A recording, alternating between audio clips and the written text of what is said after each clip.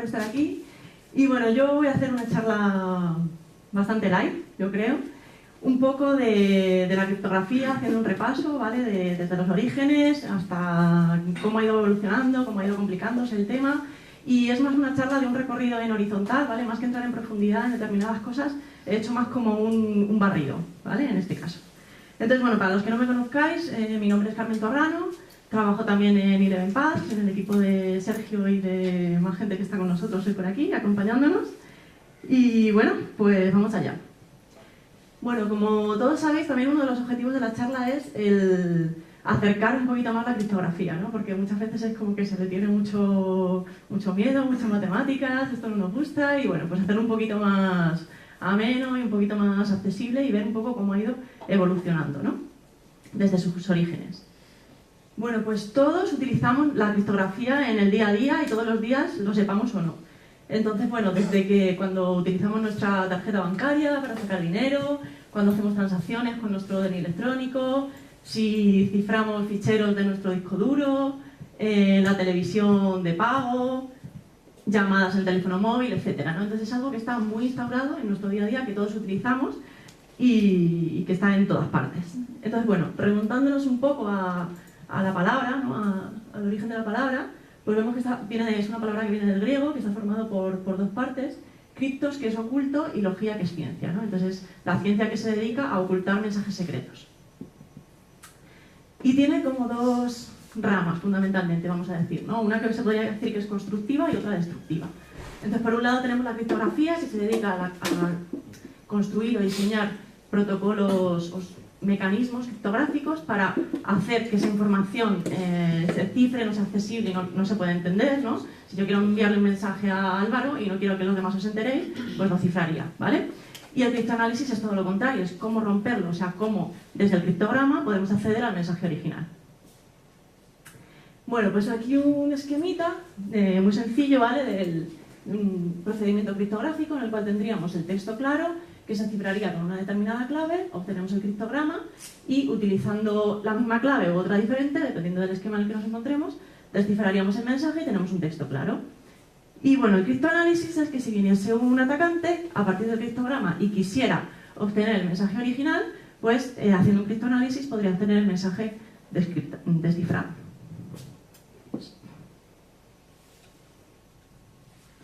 Y bueno, pues lo que os he dicho, ¿no? Yo voy a contar un poco como un cuento, quizá a estas horas, para que se haga un poquito light, ¿vale? Haciendo un poco, por lo que os he dicho, un repaso de pasado, presente y futuro de la criptografía. Bueno, pues empezamos con un poquito de historia, ¿vale? Nos remontamos a los precedentes de la criptografía, que de hecho ya se sitúan un poco en los jeroglíficos egipcios, que no son criptografía per se porque no trataban de ocultar un mensaje, pero sí que tenían algunos ansias, ¿no? De, pues, por ejemplo, resalzar al escriba, etc. Y bueno, pues respecto a esto, encontramos en el año 196 a.C. La piedra Rosetta, que es de gran importancia porque tiene un texto casi sin variaciones en 3 idiomas diferentes, o en 3 lenguas diferentes. Entonces, una de ellas, los jeroglíficos, en el otro la escritura demónica, que es una variedad del egipcio, y además el griego. Entonces, de esta manera, al tener el mismo texto en los 3 idiomas diferentes, fue posible el poder descifrar los jeroglíficos, y de ahí viene su importancia histórica. Bueno, pues uno de los primeros sistemas criptográficos que se conoce es la cedemonia, que viene su nombre del pueblo griego, de Esparta, y bueno, se remonta al siglo V a.C., ¿vale? O sea, la criptografía es tan antigua como la propia escritura. En el momento en el que el ser humano se puso a escribir, ya nació la necesidad también de querer ocultar los mensajes que trasladaban. Entonces, bueno, la forma de funcionamiento es muy sencillo, ¿vale? Tenemos un bastón y lo que se hace es enrollar una cinta en la cual se escribe el mensaje secreto, y lo que se hace luego es desenrollarla y enviarlo. Entonces, bueno, simplemente lo que utiliza es la transposición de los caracteres, de modo que el que lo lea no es capaz de descifrar el mensaje. Es algo bastante rudimentario, pero bueno, si pensamos que estamos hablando del siglo V a.C., pues no está mal, ¿vale? Entonces, bueno, se supone que la única persona que sería capaz de descifrar el mensaje sería aquella que tuviera un bastón de las mismas dimensiones exactamente. Bueno, entonces aquí la clave es el diámetro del bastón. Y bueno, pues como curiosidad, cuando vamos a algún acto y dan el bastón de mando, viene de aquí, ¿vale? Porque solamente aquel que tiene el bastón es el que es capaz de descifrar, no es que tiene el poder, y de ahí viene. Esto así como anécdota curiosa. Y bueno, pues ya en la época romana, el propio Julio César, en el siglo I a.C., también propuso el cifrado César, ¿vale? Que todos conocéis, que es monoalfabético. Y bueno, pues muy sencillito, con un ejemplo aquí, pues tenemos un alfabeto que se desplaza un número de posiciones, hace corresponder, en este caso, la A con la D, y lo único que haríamos aquí, en este caso, es ir sustituyendo, ¿vale? Pues por ejemplo, la V, tengo ahí, la sustituiríamos por la B, y así iríamos haciendo con cada uno de los caracteres. Entonces, bueno, en este caso, si os dais cuenta en la I, cada vez que aparece una I, tenemos una M. Entonces, cada carácter, como es monoalfabético, se reemplazaría siempre por el mismo carácter correspondiente.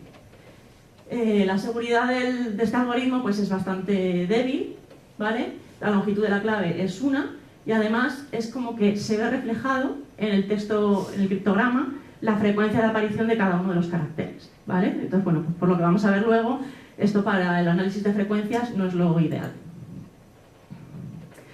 Vale, pues seguimos avanzando en el tiempo y en la Edad Media, en Europa, la criptografía se utiliza bastante poco, ¿vale? Su uso es bastante escaso en realidad. Se utiliza un poco más en el entorno eclesiástico y a veces se confundía incluso con el esoterismo o magia, cosas así, porque a veces se utilizaba para cifrar textos que eran de este tipo, ¿no? De magia, de religión y tal, entonces la gente pensaba que era como una especie de magia extraña, esto de la criptografía. Y bueno, eran pues sistemas muy triviales, ¿no? Que se hacía una sustitución de un carácter por otro, etc. Y bueno, como origen del criptoanálisis, parece ser que viene del análisis del Corán, cuando estaban analizando el texto del Corán, pues es donde empezó ya a surgir el criptoanálisis, ¿no? En el año 1000. Y ya se empezaba a hacer el análisis de frecuencias, o sea, viendo cuál es la frecuencia de un determinado carácter en un idioma, pues se puede hacer un criptoanálisis. Y sin embargo fue en el Renacimiento, os he dicho que esto era como un cuento, una historia. Entonces seguimos avanzando y fue realmente en el Renacimiento cuando el cifrado tuvo una mayor expansión y un mayor uso, ¿no? Entonces en este caso ya se empezaban a conocer cuál era la frecuencia de aparición de cada carácter en cada idioma, etc.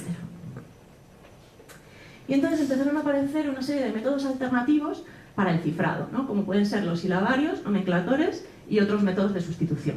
Y vamos a ver un poquito cada uno de ellos.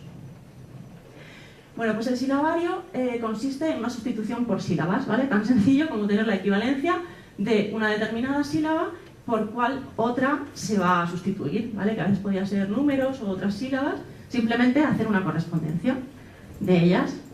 El nomenclator pues tiene una idea muy parecida, lo que pasa es que en este caso, en lugar de utilizar sílabas, se utilizaban nombres completos, o sea, es decir, cada palabra a cual otra era la que se correspondía. Y bueno, respecto a los nuevos métodos de sustitución, apareció por un lado los homofónicos y los polialfabéticos también. Las palabras homófonas, como sabéis, son aquellas que suenan igual, pero sin embargo se corresponden o se escriben de diferente forma, es una palabra diferente, ¿no? Entonces, bueno, pues utilizando esto, lo que se hizo fue que cada uno de los caracteres se pudiera corresponder a varios distintos. Y de esta manera pues ya se va como complicando un poquito más el que un atacante pueda descifrar el mensaje. Entonces, por ejemplo, en este ejemplo, veis que la S, tenemos dos S, pues en este caso, si buscamos aquí, en el primero de los casos se ha sustituido por 21 y en el segundo por 74. ¿Vale? Entonces esto a la hora de hacer un criptoanálisis pues ya va dificultando un poquillo más la cosa porque se puede corresponder con cualquiera de ellos. Vale, también un poco en la línea del cifrado polialfabético encontramos los discos de Alberti, que se llaman así, y que, bueno, tenéis ahí un dibujillo de lo que son, ¿vale? Que es el primer cifrado en disco. Entonces, esto en lo que consiste es en dos círculos concéntricos, como veis. El primero de ellos tiene el alfabeto escrito y los números 1, 2, 3 y 4. Y luego, en el segundo círculo concéntrico, lo que tendríamos es el alfabeto también escrito. Entonces, bueno, esto giraría, lo que podemos hacer aquí es girar el círculo interior y hacer que se corresponda con las diferentes letras, de manera que podemos hacer diferentes alfabetos de cifrado, ¿no? Cada vez que lo vamos girando tendríamos diferentes posibilidades. Entonces, claro, el número de posibilidades para la cifra se incrementa muchísimo más y de nuevo volvemos a hacer más difícil el criptoanálisis.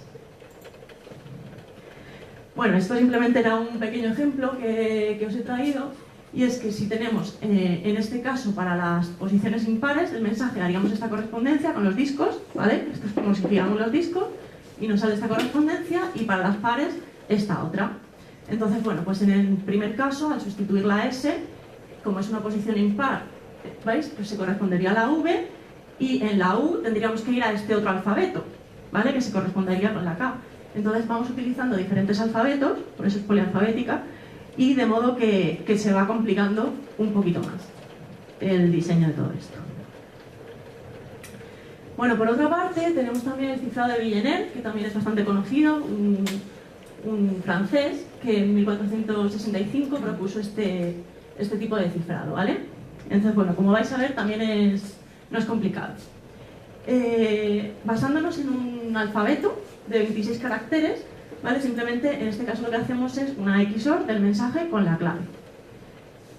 Entonces, bueno, por ejemplo, con este ejemplo de aquí, que bueno, además esta frase, si queréis os cuento una anécdota, que la dijo Enrique IV, si no me equivoco, que era un español que quería optar al trono de Francia, pero no era católico. Entonces dijo como que bien valía una misa o que bien valía convertirse al catolicismo con tal de ser el rey de Francia, ¿no? Y dijo esta frase. Entonces, bueno, si tomamos, por ejemplo, una clave de 4 caracteres, ¿no? Lo que haríamos es ir repitiéndola a lo largo de todo el texto. Me está lloviendo un montón. Entonces iremos repitiendo, ¿vale? Repitiendo a lo largo de todo el texto. ¿Y cómo hacemos la correspondencia de caracteres? ¿Sabéis? Vale, pues para ello se utiliza esta tabla, ¿vale? Que lo que hace es, en realidad, si os dais cuenta, es como muchos cifrados César, ¿vale? Porque en el primero tenemos el alfabeto, en el segundo desplazado una posición, en el tercero desplazado 2 posiciones, etc. Entonces, en este caso, en nuestro ejemplo, ¿qué pasa si queremos ver a cuál se correspondería la P? Pues nos vamos a la tabla y vemos la P y la L, y nos daría la A, ¿vale? Entonces vuelvo para atrás y veis que la P y con la clave L, en este caso, nos daría la A, ¿vale? Y de modo que también es un cifrado polialfabético. Entonces iríamos buscando todas las correspondencias en la tabla y viendo a cuáles se van correspondiendo. Bueno, pues este sistema también fue criptoanalizado. Se puede hacer un análisis de frecuencia, porque como he dicho, se basa como en diferentes cifrados César. Y bueno, luego además Kaczynski en 1863 también propuso un criptoanálisis ya para este sistema. Bueno, luego esto es una historia del Renacimiento que bueno, para que veamos también la importancia que puede llegar a tener la criptografía, ¿no? Que incluso puede llegar a costar vidas, literalmente. Entonces os cuento la historia. El tema es que María de Estuardo, que era la reina de Escocia, y os pongo el escenario, ¿vale? Tenemos por un lado a María Estuardo, la reina de Escocia, por otro lado a su prima, que era Isabel Tudor y que era la reina de Inglaterra. Entonces, bueno, los católicos lo que querían era derrocar a Isabel y liberar a María y que ella fuera la reina realmente. Entonces, bueno, Gifford era un espía que se coló por ahí y sí que consiguió intercambiarse cartas con María, que bueno, que estaba encerrada en una torre, no podía tener ningún tipo de correspondencia ni de contacto con el exterior, ¿no? Pero consiguieron hacerle llegar algunas cartas cifradas. Entonces, bueno, Babington, que era católico y un grupo de seguidores, lo que hacían era un plan para, lo que he dicho, ¿no? Para derrocar a Isabel y que fuese María la que pusiera en el poder en su lugar. Y entonces le hicieron llegar una carta cifrada a María. María lo que hizo es que, bueno, entonces en este trayecto lo que pasó es que interceptaron esa carta, se dieron cuenta de que estaban intentando hacer esto. Y entonces lo que dijeron fue, vale, vamos a dejar que la carta llegue, y donde lo interceptaron fue en la respuesta de María, ¿vale? Entonces cuando María respondió y dijo, como dando la aprobación al plan, lo que hicieron fue modificarla y decir como una postdata, queremos también saber, por favor, el nombre de las personas que están colaborando en esto. Y entonces, bueno, pues de esta manera, como consiguieron descifrar las cartas, vieron quién era el nombre de las personas que estaban detrás de todo este plan, los cuales fueron torturados, etc. Y por supuesto, María fue juzgada y fue decapitada por delito de ataque a la reina, ¿vale? Directamente. Entonces, bueno, pues al final Esto un poco también lo que viene a decir es que no solamente hay que utilizar, o sea, hay que utilizar buenos métodos de cifrado, ¿no? Porque si estamos cifrando, pero no con buenos métodos, con suficiente seguridad, pues al final estamos tan desprotegidos como si no los usáramos, ¿no? Y bueno, pues para que veáis que puede incluso llegar a costar vidas. Bueno, además la criptografía siempre ha estado muy relacionada con el mundo militar y en las guerras, en las diferentes guerras, se han utilizado ampliamente. De hecho, ellos siempre van con un poco de ventaja, ¿no? En todas estas cosas. Se utilizaban en las trincheras, con radio, etc. Y bueno, pues os quería hablar también un poco del cifrado Playfair, que fue promovido por el varón que lleva este nombre. Y en este caso se trata de una sustitución digráfica, ¿vale? Vamos a ver lo que es esto. Bueno, pues funcionaría de la siguiente manera. Lo que hacemos es que tenemos una matriz de cifrado de 5 por 5. Entonces hay una serie de reglas. Según la posición de los caracteres se sustituyen de diferentes formas. Es sencillo, ¿vale? Si M1 y M2 están en la misma fila, se escogen los que están a la derecha. Y bueno, funciona de modo circular, ¿vale? Si se encuentran en la misma columna, lo que hacemos es coger los que están debajo. Si están en diferente fila y columna, lo que hacemos es coger los que están en las diagonales opuestas. Ahora vamos a ver. Y si no, se inserta un carácter sin significado. Y bueno, simplemente es que si hay un número de letras impares, pues añadiría una para rellenar hasta el final del texto, ¿no? Entonces, con un ejemplo que es como mejor se ve todo. Si tenemos este mensaje de aquí, que es el que queremos cifrar, pues nos iríamos, hemos dicho que cogemos de dos en dos, digráfica, ¿vale? Entonces la S y la U. Pues nos iríamos aquí, la S y la U. En este caso vemos que están en diferente fila y diferente columna. Entonces aplicamos esta regla. Entonces nos cogemos aquí, ¿vale? Y tenemos la F y la E. Iríamos haciendo así con cada una, ¿vale? En la siguiente la S y la T, por ejemplo. Es un ejemplo, ¿no? Pues la G y la K. Y así iríamos con cada uno de ellos aplicando las reglas en función de las filas y las columnas en las que están colocados los caracteres, ¿vale? ¿Se ve? Sencillo. Bueno, por supuesto también en la Segunda Guerra Mundial fue muy utilizado, fueron de mucha importancia tanto el cifrado como el criptoanálisis, ¿no?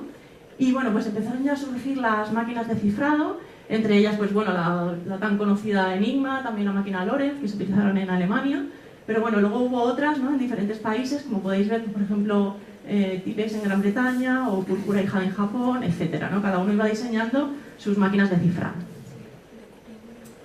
Aquí os he traído una foto de una máquina Enigma real, ¿vale? Que bueno, como sabéis, pues aquí está el clavijero, donde siguen conectando las clavijas. Es un poco como una forma de máquina de escribir, ¿vale? Aquí teníamos el teclado, donde iban transcribiendo los mensajes, y en este ¿cómo diríamos? Teclado de aquí, este es luminoso, ¿vale? Se iría iluminando según vamos aquí pulsando. Esto, bueno, el mecanismo es bastante complejo, bastante interesante. Entonces, hay una serie de rotores que según también la posición inicial en la que están colocados, pues se iría convirtiendo la letra que pulsamos y nos daría la letra de salida. Y esto se quedaría reflejado en el panel luminoso a la cual se correspondía, ¿vale? Y por supuesto, aquí no hay nada de que cuando damos a la misma letra aparezca la misma, ni nada de esto, ¿vale? O sea, el sistema de hecho es bastante interesante y el número de combinaciones es brutal. Y sin embargo, este sistema también fue criptoanalizado, ¿vale? Entonces, bueno, esta máquina fue muy importante, se utilizó para cifrar y descifrar los mensajes en la Segunda Guerra Mundial y se utilizaba ampliamente en los frentes de batalla, ¿no? Fue en Bletchley Park, en en UK, donde se realizó su descifrado, ¿vale? En la cual pues fue protagonista de ello Alan Turing. Entonces, bueno, lo que hizo fue construir las bombas de Turing, que aquí tenéis una foto, un ejemplo para que veáis el maquinón, ¿vale? Que había que construir, que iba calculando por fuerza bruta todas las posibilidades. Entonces, bueno, como el número de posibilidades era brutal, realmente se consiguió descifrar debido a algunos fallos que hubo, ¿vale? Por parte de los operadores, algunos fallos en el diseño, etc. Y bueno, pues eso, Alan Turing, que es considerado uno de los padres de la computación moderna, fue el protagonista de descifrar todo esto. Y bueno, que de ahí viene el test de Turing y todas estas cosas. Bueno, esta película, que salió hace no demasiado tiempo, de Imitation Game, que me imagino que la habéis visto, narra todo esto y bueno, por si acaso no la habéis visto, pues os la recomiendo, bastante interesante. Otro de los mecanismos interesantes de cifrado que se utilizó en la Segunda Guerra Mundial era la utilización de lenguas que no fueran conocidas, que fueran bastante desconocidas, de hecho, ¿no? Y bueno, una de ellas fue la de utilizar la lengua de los indios navajos. Entonces, bueno, pues había muy poquitas personas en el mundo que hablaran este idioma, y entonces pues como si a mí me hablan en chino, ¿vale? Pues no me voy a enterar de nada, y entonces no voy a ser capaz de descifrar su mensaje. Pues esto funcionaba exactamente igual, ¿vale? Entonces, bueno, lo que hacían era, pues, traducir los mensajes del inglés a navajo y navajo a inglés, y así era como lo iban haciendo. Y bueno, pues por lo que he visto incluso había palabras que no había traducción directa, porque no existían en el idioma y tal, entonces, bueno, la verdad es que es bastante curioso, bastante interesante. Bueno, y después de este repaso, así un poquillo rápido, ya nos vamos instalando más en la actualidad, ¿vale? Vamos llegando al presente y vemos cómo todo esto ya da lugar a la criptografía moderna. Entonces, bueno, lejos de que los sistemas sean incondicionalmente seguros, los sistemas criptográficos hoy en día se basan en que sean computacionalmente seguros, ¿vale? ¿Esto qué quiere decir? Pues que se basan en que un atacante no va a tener los suficientes recursos como para poder descifrar un mensaje en un tiempo que sea aceptable, ¿no? O sea, digamos que ya cuando lo fuese a descifrar, pues sería tan tarde y necesitaría una cantidad de recursos tan inmensa que no le mereciera la pena el esfuerzo, y además que en caso de que lo consiguiera sería tantísimos años más tarde que esa información ya no sería ni válida, ni vigente, ¿no? Entonces un poco la idea que hay detrás de muchos de los algoritmos que se basan en resolución de problemas matemáticos muy complejos y que con la tecnología que tenemos actualmente pues no somos capaces de resolver en un corto espacio de tiempo. Bueno, pues a partir de Shannon, ¿vale? Anteriormente hablábamos de la criptografía precientífica, y fue Shannon, con la introducción de sus conceptos, que ahora vamos a ver, cuando con la teoría de la información, etcétera, ya elaboró una serie de conceptos que fueron un gran avance para la criptografía, y a partir de ahí ya se considera que estamos hablando de la criptografía científica, ¿vale? Es como que marcó un cambio de era directamente. Entonces, ¿qué es lo que nos dijo Shannon en 1949? Pues, en primer lugar, que la clave se utilizará solamente una vez, ¿vale? OTP, clave de un solo uso, no hay más. Y además, el atacante solamente tiene acceso al criptograma, ¿vale? Entonces, en este caso, el texto en claro, que sería X, tiene que ser estadísticamente independiente del criptograma en todos los posibles textos claros y en todos los posibles criptogramas. Entonces, bueno, esto al final, esta formulita que veis aquí, lo único que quiere decir es que conociendo el criptograma no va a aportar ninguna información sobre el texto claro original, ¿vale? O sea que el atacante, a partir de esa información y sin conocer la clave, que es lo único que no conocería, el algoritmo es público y se conoce, pues no sería capaz de inferir el texto original. Bueno, pues esto nos lleva a hablar del cifrado de Bernard, que es el único que tiene una seguridad matemáticamente demostrable y que, bueno, incluso se habla del cifrado perfecto, ¿no? Es el único método que existe que es capaz de cumplir las condiciones del secreto perfecto. Entonces, bueno, para ello lo que hace falta son varias condiciones.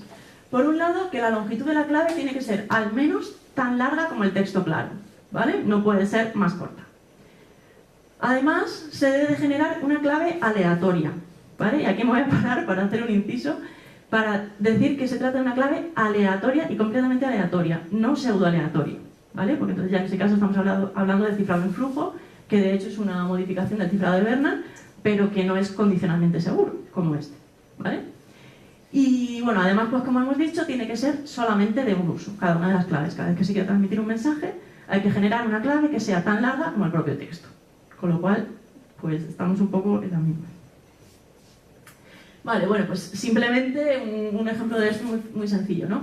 Esto aquí he puesto en binario el código ASCII al que se correspondería cada uno de estos caracteres, y haciendo una XOR con la clave que os vais a creer que lo he generado aleatoriamente, ¿vale? Pues haríamos una XOR y obtendríamos el texto cifrado. Y en este caso, supuestamente, ni el mejor de los atacantes podría ser capaz de obtener el texto cifrado. Bueno, pues continuamos avanzando en el tiempo y entonces, claro, todo esto hemos estado hablando de varios sistemas criptográficos, etc. Y con todo esto surgió en los Estados Unidos la necesidad de promover un estándar, ¿no? De crear un estándar de cifrado que fuera capaz de cifrar informaciones sensibles pero no clasificadas, en este caso. Entonces, bueno, pues lo que hicieron fue proponer un concurso, ¿vale? Entonces los mejores matemáticos y criptográficos del mundo presentaron sus propuestas y en el 1976 se estableció el DES como el estándar de cifrado. Bueno, como sabéis, se basa en una red de Feistel, ¿vale? No voy a entrar en detalles, como os he dicho, simplemente algunas pinceladas rápidas. Y lo que pasa es que por la longitud de la clave que utiliza, a día de hoy no es lo suficientemente robusto y entonces fue descatalogado en el 2002. En este caso, la longitud de la clave era de 56 bits, ¿vale? Que a día de hoy, con la tecnología que tenemos, está obsoleto, no es seguro, y utiliza un bloque de entrada de 64 bits.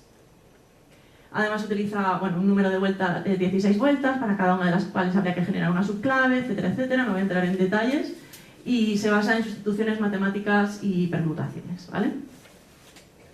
Bueno, pues como hemos dicho, la longitud de la clave no era suficiente, 56 bits, y en el 2002 lo que se hizo fue, bueno, pues reabrir el concurso, ¿vale? Bueno, realmente en 2002 es cuando se estableció AES como nuevo estándar. El concurso se abrió previamente. Entonces el National Bureau of Standards de nuevo volvió a abrir el concurso, volvió a llamar a todos los criptógrafos del mundo, necesitamos el estándar más seguro del mundo. De hecho, quieren que sirva como estándar, o sea, no solamente actualmente, sino creo que era como hasta el 2060 aproximadamente. Y para ello, uno de los requisitos que exigían es que la longitud de la clave tenía que ser al menos de estas tres: 128, 196 y 254. Trabaja con todas estas longitudes de clave. Entonces, bueno, fue el sustituto, el algoritmo que sustituyó a DES, que era el anterior, y a partir de 2002 es el estándar actual de cifrado. Y bueno, también hace una serie de sustituciones lineales y utiliza aritmética modular, que es muy divertido. Entonces, bueno, otro de los hitos importantes también en la criptografía fue, ya empezamos todo esto con los sistemas asimétricos, ¿vale? Perdón. Porque hasta ahora los sistemas de cifrado de los que hemos hablado son simétricos. ¿Esto qué quiere decir? Que utilizamos la misma clave para cifrar que para descifrar. Pero ahora se rompe todo ese esquema, se propone un nuevo paradigma diferente en el que se utilizaría diferentes claves para cifrado y descifrar, ¿vale? Lo que conocéis todos, la clave pública y la clave privada. Y bueno, en los años 70 también fue una revolución cuando Diffie-Hellman, estos dos científicos, propusieron su algoritmo de intercambio de clave, que de hecho es uno de los grandes problemas de la criptografía, ¿no? O sea, el cómo resolver que si quiero mandar un mensaje tenemos que tener la misma clave para descifrar. Entonces, esto en este caso estaría resuelto. Vale, bueno, pues se propusieron todos los esquemas de clave pública, PKI, etcétera.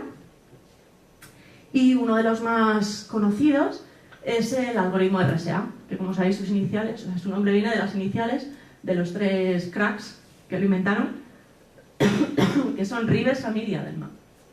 Lo propusieron en 1977. Perdonadme que ya me voy quedando seca. Bueno, surgieron todos los esquemas de firmas digitales, incluso los criptosistemas de curvas elípticas, ¿vale?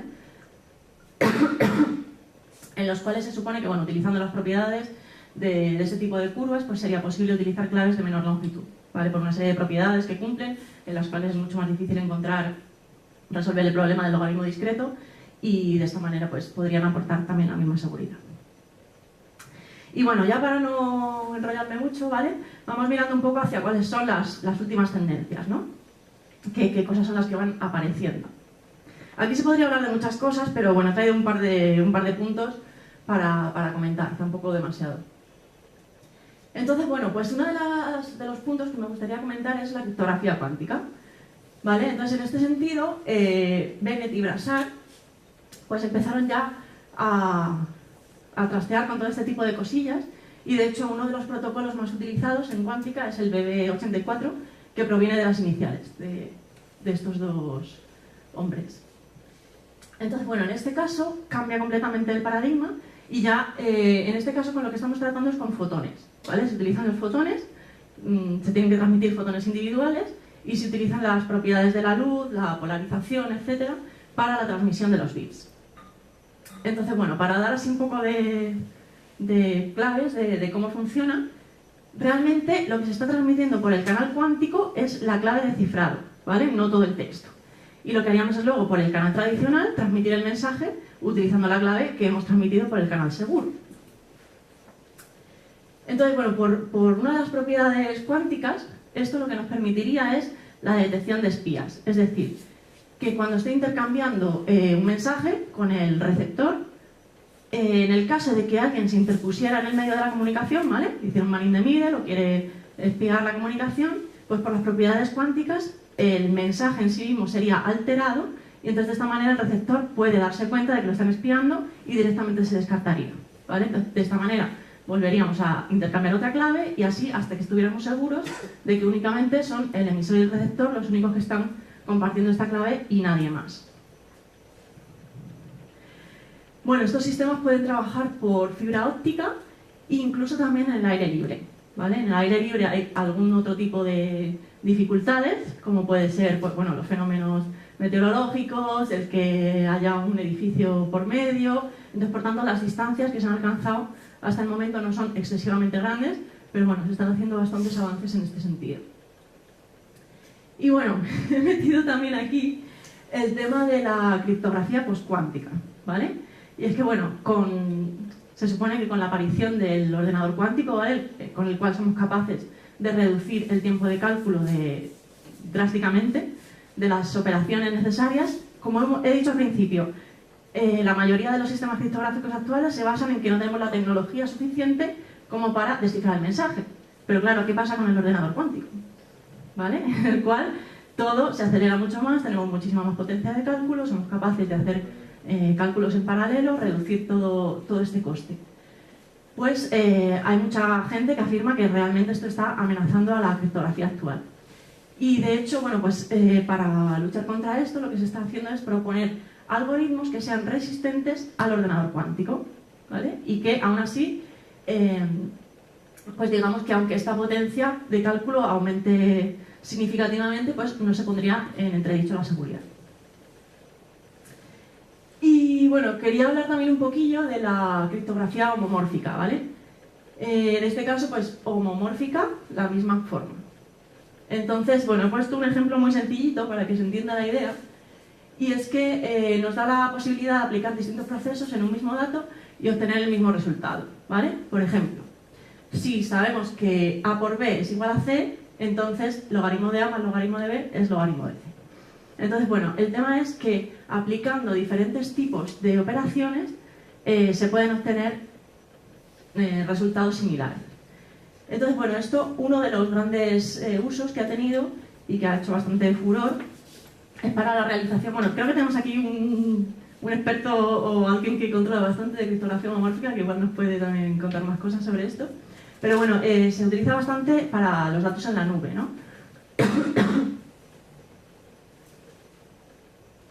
Cuando las empresas suben los datos en la nube, pues claro, queremos que todo esté cifrado, que todo esté seguro. Entonces, de esta manera sería posible el realizar una serie de cálculos sobre los datos, pero sin descifrar.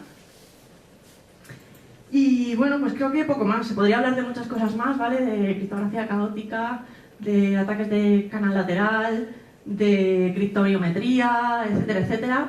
Pero bueno, creo que ya os he dado unas pinceladas lo suficientemente amplias sobre el tema como para que os quedéis ahí con algunas ideas. Y nada más, muchas gracias por vuestra atención y si tenéis alguna pregunta.